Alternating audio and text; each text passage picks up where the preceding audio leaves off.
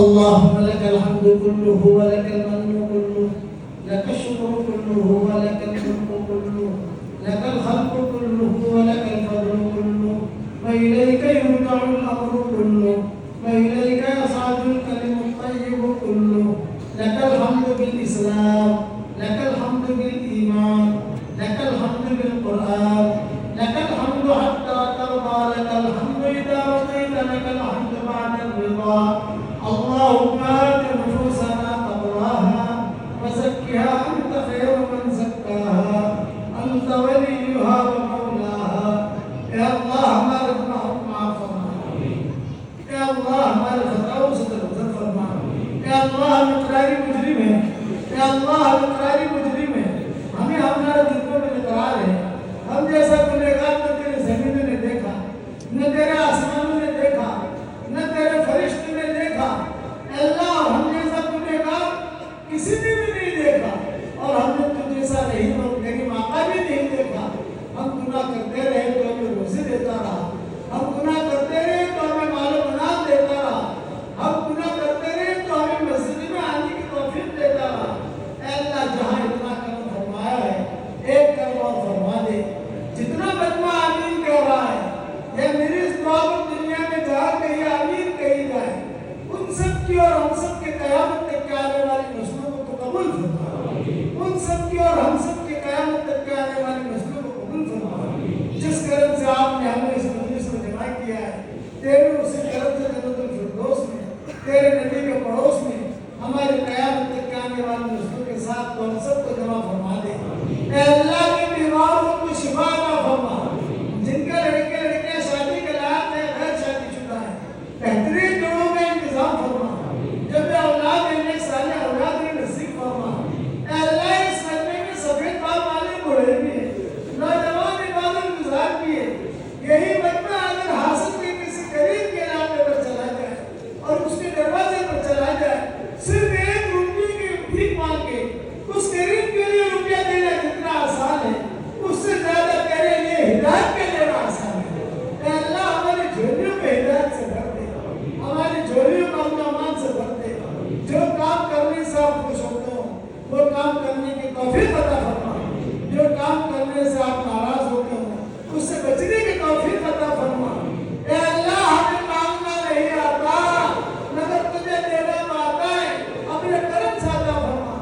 اے اللہ پورے حاصل والوں کو قبول فرما، ان کے مردوں کو قبول فرما، ان کی عورتوں کو قبول فرما، ان کے بچے بچیوں کو قبول فرما، ایک ایک ذرے کو قبول فرما، اور قرب جوار کی بستیوں کو قبول فرما، قرب جوار کے گاؤں کو قبول فرما.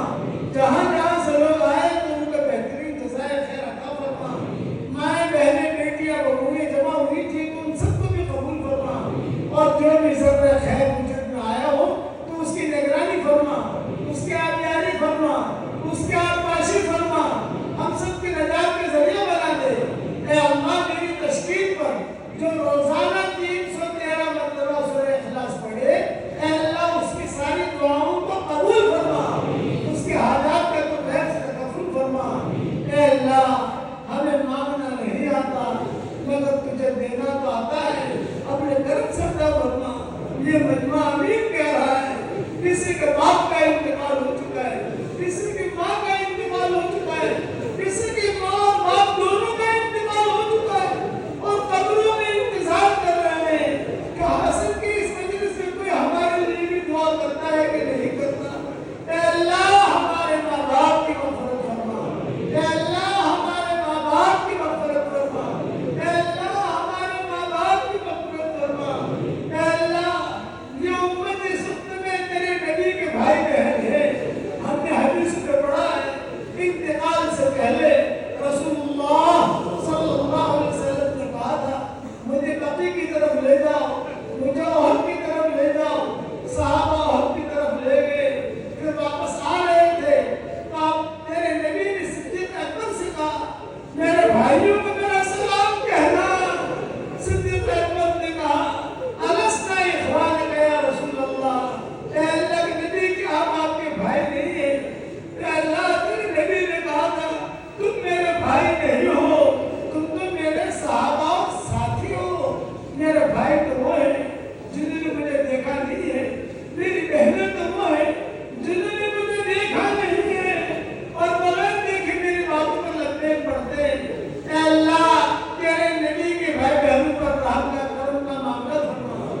امت بہت پریشان ہے، اس کی پریشانی کو دور فرما، اس کی شام کو صبح سے بدل دے۔ اللہم اجعل فقرنا علی من ظلمنا وانصرنا علی من عادانا ولا تجعل مصیبتنا فی دیننا ولا تجعل الدنیا اکبر ہمنا ولا مبلغ علمنا ولا الی النار مصیرنا۔ اے اللہ جو دعائیں مانگی وہ ہمیں عطا فرما، جو مانگنے سے رہ گیا وہ عطا فرما، اور اپنے کرم سے ہماری ساری دعاؤں کو قبول فرما۔ سبحان ربنا رب العزة عما يصفون وسلام على المرسلين والحمد لله رب العالمين۔